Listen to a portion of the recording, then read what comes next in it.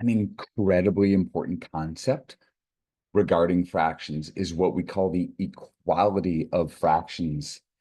And this, one of the things that's hard about fractions is that we use two different numbers in a symbol, right, in a fraction with a fraction bar to represent one value. Right? A fraction is a number, but it uses two numbers and the comparison of those two numbers to represent that value. And so we have to be able to understand and find when fractions are actually equal to each other. What you see here is a picture of 1/3 up at the top, right? That's a representative of 1/3. But this fraction, you'll notice, each of these sections were cut in half. So we essentially doubled the number of pieces. And this fraction is 2 out of 6, 2/6, but it's still the same number. This still has the exact same value as this.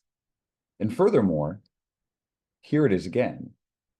I took each of these sections, cut them into two pieces, but the same amount of stuff is still shaded. And so we can see that 1/3, 2/6, and 4/12 are all really the same number. And that has to become one of these skills that is just inherent. It's built in us. We have to be able to see it. Here's another way that we can envision the equality of fractions. So imagine these 12 dots arranged here. So there are, again, 4 rows of 3. But if we group these 3 together, what does that tell us? Well, we can view it a couple different ways. We can say that 3 of those dots have been circled out of a total of 12 of them. But we could also look at this arrangement of dots in rows, groups of 3. And we can say that one of those rows, this one, was circled, 1 out of 4. So therefore, 1/4 must be equal to 3/12. It represents the same amount of stuff.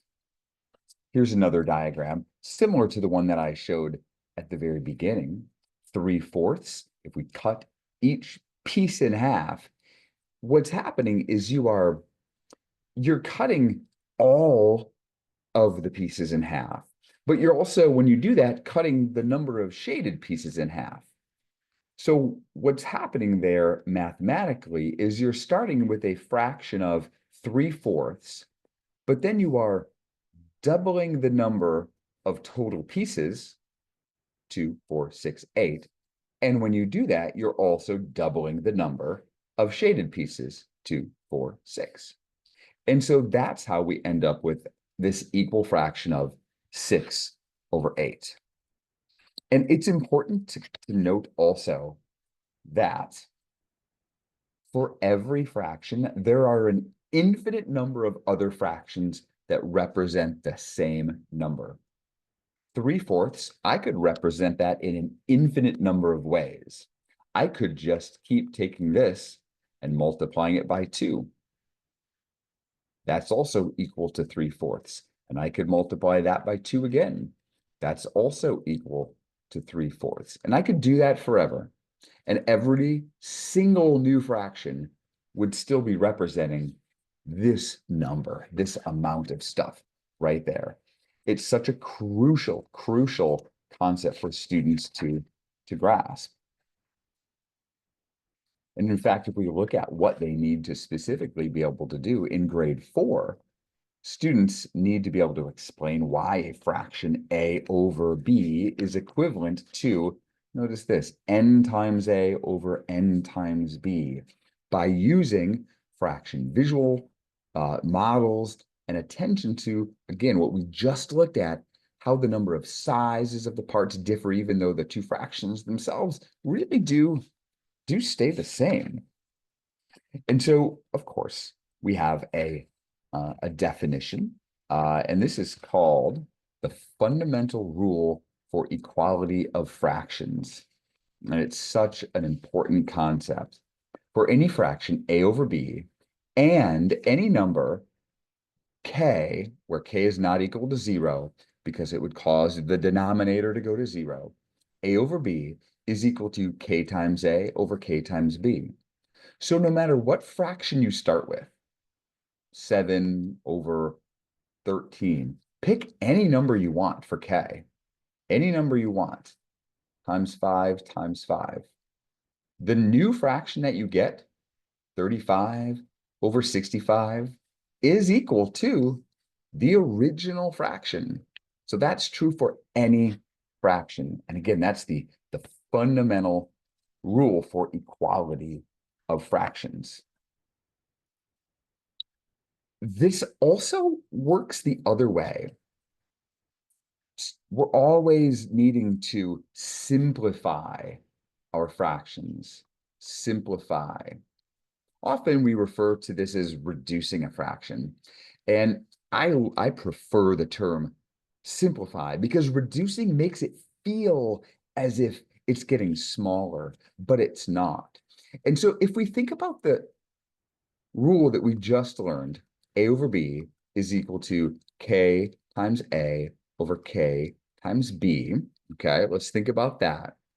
Then that shows that when the numerator and denominator of a fraction have a common factor, this is called a common factor.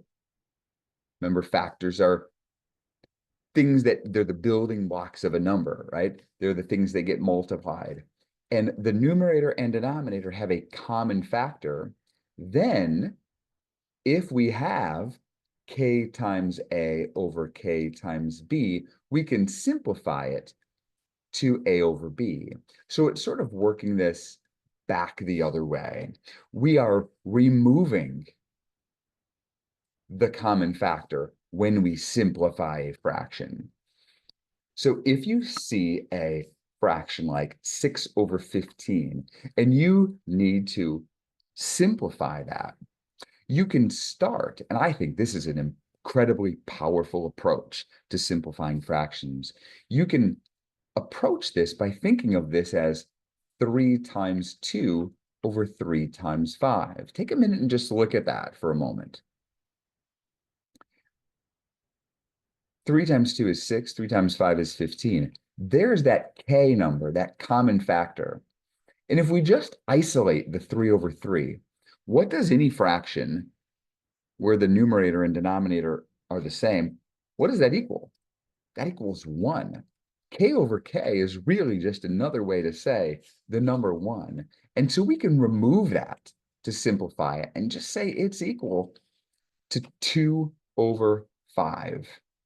It's the process for simplifying fractions.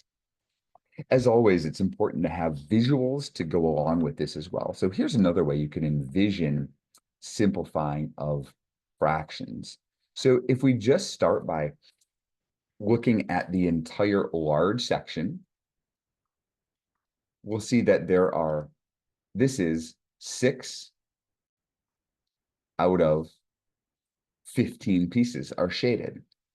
But if we then group them by 3s, we now can see that it's also 2 out of 5, 2 out of 5. So depending how you're looking at it. So once you group them by 3s, that's essentially the same thing as what we did there, right? We are shrinking the number even though the actual image stays the same. And so that's what we call putting a fraction in lowest terms. When we simplify a fraction, we are putting it in lowest terms. And here is a way we can define that nicely. I'm going to copy and paste it neatly. So it says, whenever the numerator and denominator of a fraction have a common factor greater than 1, they can be divided by this factor to obtain a fraction with a smaller numerator and denominator. So here's another example. If I take 20 over 25. Again, 20 and 25 have a common factor greater than 1. We talked about finding common factors in another video earlier in the course. These both have a common factor of 5, so I could divide them both by 5 to get 4/5. So that's a fraction with a smaller numerator and denominator. This is the same thing as thinking of 20 and 25 as 5 times 4 and 5 times 5, and then removing that common factor. This is doing the same exact thing. We're just thinking about it in a slightly different way. Now, if the numerator and denominator of a fraction are divided by their greatest common factor, then the resulting fraction is called the simplest form, and the fraction is said to be in lowest terms. Since 5 is the greatest common factor of both 20 and 25, this is in lowest terms. If we started with a fraction like 8 over 12, and we noticed that they had a common factor of, say, 2, and we divided them both by 2, we would get a reduced or simplified fraction of 4 over 6, but it's not in lowest terms because 8 and 12 actually had a bigger factor. They had a greatest common factor of 4. So we could have divided them both by 4, which would simplify it to 2/3. And so what we are always going to be focusing on is, can we find that greatest common factor when we are simplifying our fractions? And so what I want you to do is a little practice with this. So I want you to try to write in simplest form. I'll give you a fraction, write in simplest form. So the two that I'll have you do are 24 over 28 and also 36 over, let's go 36 over 42. So take a moment and try to simplify both of those fractions completely. So if we look at the first fraction and we try to determine what that greatest common factor is, we would find that these both have a common factor of 4, a greatest common factor of 4. 24 divided by 4 is 6, and 28 divided by 4 is 7. 6 and 7 have no more common factors. That's another way to state it. If the numerator and denominator have no common factors, then it is simplified. Another way you can see that I think is helpful is even thinking back to prime factorizations, which we learned about, again, in a previous video. You could, if you struggle finding the greatest common factor, do prime factorizations for 36. If you do that, it will be 2 times 2 times 3 times 3. 42 would be 2 times 3 times 7. And then what you'll notice is there is a pair of 2's that could be considered that common factor, a k, and there's a pair of 3's. Well, 2 times 3 is 6. 6 is the greatest common factor. So if we divide them both by 6, what we end up with is these canceling out. 2 times 3 is 6, and 7 is left on the bottom. So actually, we ended up with the exact same fraction. These are all equivalent fractions. And again, this is another method of finding that greatest common factor, using those prime factorizations. So lastly, what I'm going to give you are 4 fractions, and your job is to determine, are those fractions in lowest terms already? If it's not in lowest terms, then write it in its simplest form. Go ahead and pause and try that. So if we look at the first one, 4/15. 4/15. If you're not sure, you can use prime factorizations. You could say 4 is equal to 2 times 2, 15 is equal to 3 times 5, and if they have nothing in common, then they are in simplest form. I put a negative in this one as well. it doesn't really change anything as far as how we simplify it. -8 over 24. Well, you may have noticed right away that both of those numbers are divisible by 8. One of the numbers can be the greatest common factor. -8 divided by 8 is -1. 24 divided by 8 is 3. And now that is in simplest form. So this one was not in simplest form, but we then put it in simplest form. For number 3, we have 18 over 30. You can use any method you want. What I'm going to do is I'm going to write it examining these, noticing that I think the greatest common factor is 6. So I'm going to write this as 6 times 3, and this is 6 times 5. There's my common factor that can be removed, and it leaves me with 3/5. So this one was not in simplest form, but it is now. And the last one, 10 over 21. 10 is 2 times 5. 21 is 3 times 7. There's nothing in common there. So this was already in simplest form.